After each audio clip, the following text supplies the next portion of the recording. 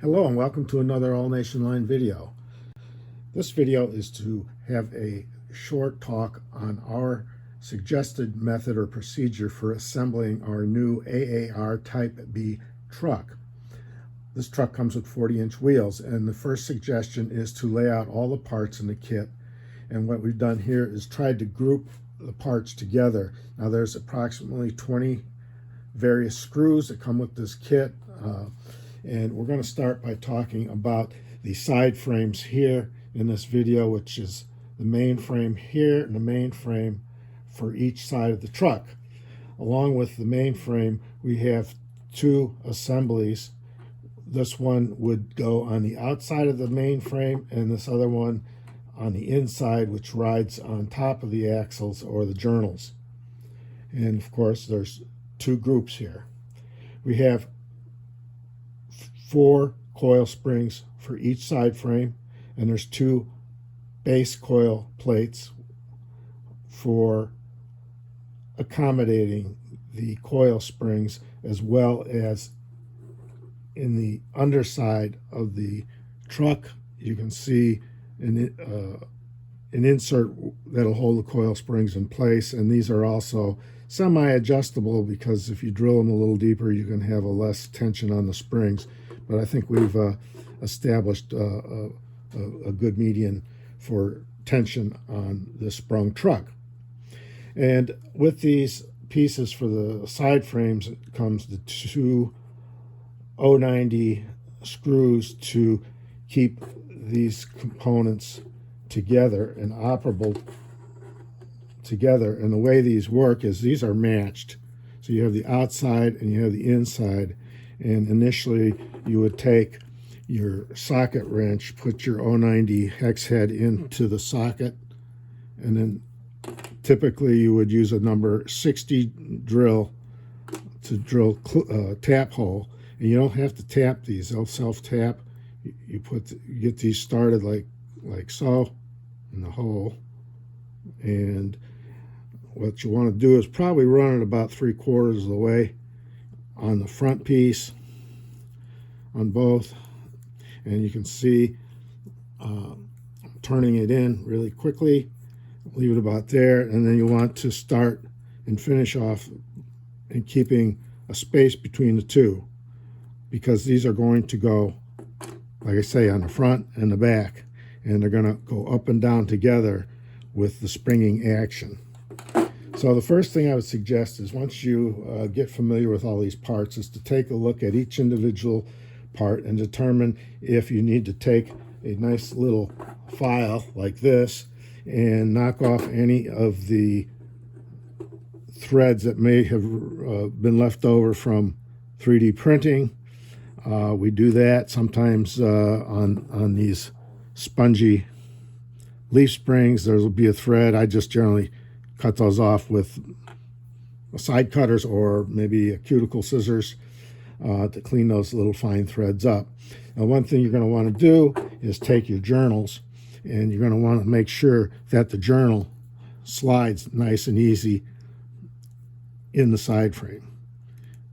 Now, initially they're going to feel a little bit on the tight side, not real tight, so I generally will take a file and polish up the surfaces on each side, and maybe the surface on the side of the side frame, just so that they're nice and smooth and go up and down really easily. And you may also notice some additional leftover threading, but hopefully that they're pretty clean to begin with.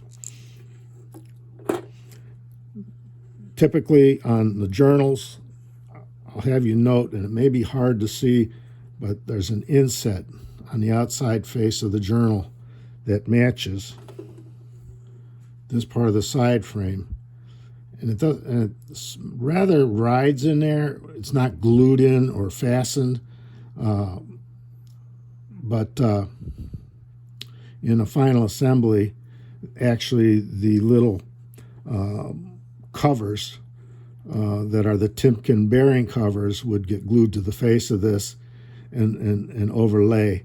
But when you insert these, you'll want to make sure that they're on the outside, and that little inset is facing down to accommodate this part. Typically, what I do is drill out the back of these with a number 43 drill bit, just for to clean that hole up, and then sometimes I'll even use a little like router bit to go ahead and clean up the inside of the hole. I'd use a little router bit just to go in and clean up any threads in there before setting the ball bearings in place.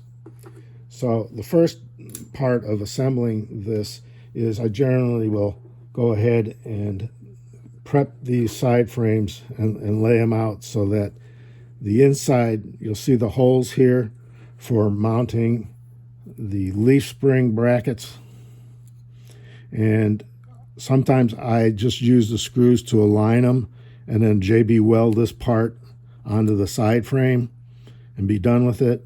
I'll also drill a 256 tap hole in here and cut some threads in there for the smaller 256 screws. But we'll talk more about that in a minute. This particular side frame and this one are going to be inside facing and upside down. So you're going to turn them around, and you're going to, first of all, put all your bearings in the journal. Then you're going to put the journal with the bearings on your wheel sets so that they'll just drop right in. And of course, again, we want to make sure that when you drop those in, that the face of this is in the correct direction. So you're going to have 4 of these in there. You're going to have the wheels setting upside down, and the next step you're going to do is you're going to go ahead and put on the brake adjusters, and the brake adjusters should go such that this curved piece will go in the inside, and you're going to use the two, let me fix that, you're going to use the two 090 screws to mount this. But probably before you do that, on the inside one here and the inside one here, you'll want to drill these out with a number 60 and tap the holes for those 090 screws. On the outside ones, you don't need to. You can just run the screws in. They should tighten up just fine. The next step would be to put all 4 of those slack adjusters on to hold your wheels and your journals in place, at which point you can then install this piece here between your, it would go something like this, right? And they will be at that point ready to put in your coil spring cups on the bottom, and once those are glued in place, then you'll be able to put the coil springs in, and you'll start to see the mechanism going up and down. But prior to doing that, and I don't want to say this is a perfect way to go about assembling these, everybody has their own way of skinning a cat. I would suggest that on these leaf springs that you would want to drill these 440 screw holes to a clearance if you're going to use those to mount this to the side frames, and I would do that mounting or gluing prior to setting your wheels into your frames. Just makes life a little easier to have that part done ahead of time. But again, it's not a requirement. You can always do it after you've got the wheel sets in place. Now let's take a look at the bolster, because what happens is once you have these leaf spring brackets in place, your bolsters will have had a clearance hole for the 256 screws, the shorter ones here, and you're going to mount this bolster onto here to keep the side frames together. And I usually do that right after the wheel sets are in the side frames and your slack adjusters are holding your journals in. things start firming up a little bit at that point. You'll also notice that on the top of these holes, we've countersunk them just a little bit. I recommend that. Now on each side of the bolster, there's an additional 2 holes here, which are there in case at some point you want to put in electrical pickup wipers on the back side of the wheels. You can use those holes to mount that particular mechanical in the future, which we will have when we do power these. Then you got your kingpin hole, and there's usually enough clearance here if at some point you're going to go ahead with our transmissions in this typical truck. You will note that this leaf spring is TPU, and it's a softer plastic and it's flexible, so it will actually flex when the sprung trucks are going up and down, as you will note on the real prototype. That helps compensate the truck, keeping good adhesion on the track, and your main coil springs pretty much take the brunt of the bumps that would happen in rough track. So the leaf spring is kind of secondary in these trucks, but you can read a lot online about how these function.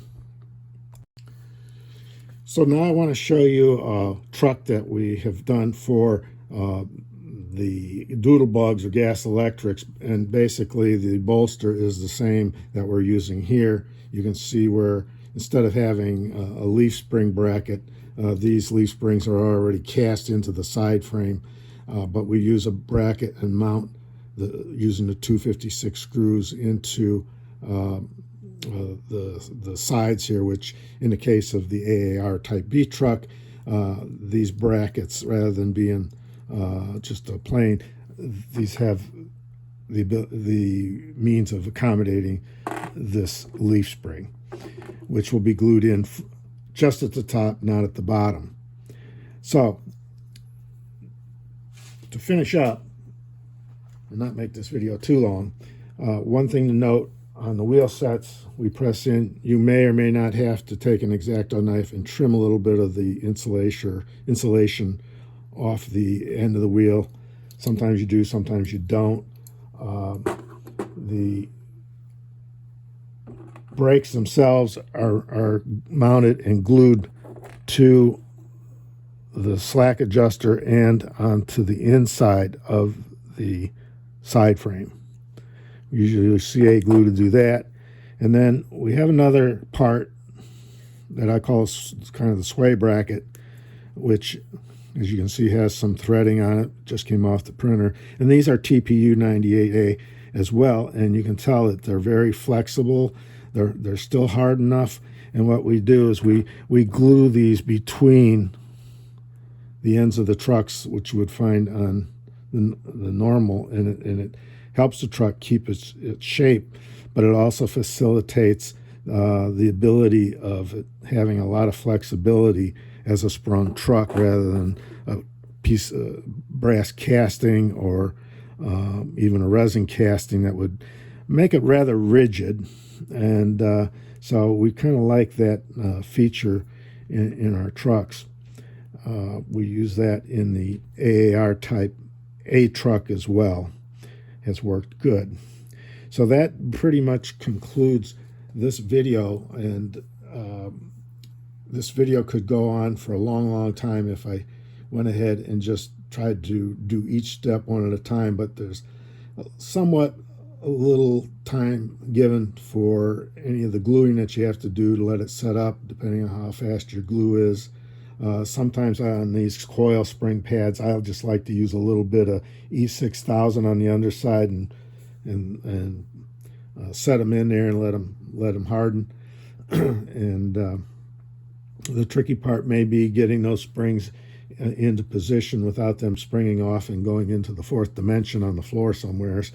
But that's pretty much the gist of this. Now, we do supply little pads here for gluing onto the edge of the side frames, which accommodates a air brake cylinder.